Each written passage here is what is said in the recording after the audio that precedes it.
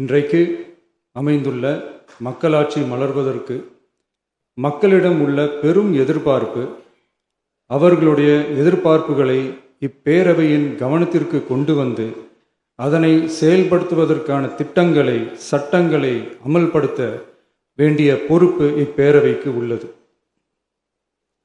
அதிகமான மக்கள் அதிக நன்மைகளை இந்த ஆட்சி காலத்தில் நன்மை பெற்றுள்ளார்கள் என்கிற வகையில் நம்முடைய செயல்பாடுகள் அமைய வேண்டும்.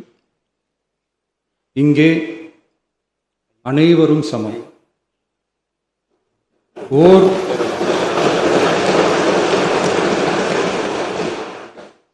ஓர் உறுப்பினரை கொண்ட கட்சிகள் இங்கே இடம் பெற்றிருந்தாலும் அவர்களுடைய கருத்துகளுக்கும் அதிக எண்ணிக்கை பெற்ற தமிழக வெற்றிக் கழக உறுப்பினர்கள் தெரிவிக்கும் கருத்துகளுக்கும் சமமாகவே மதிப்பளிக்கப்பட்டு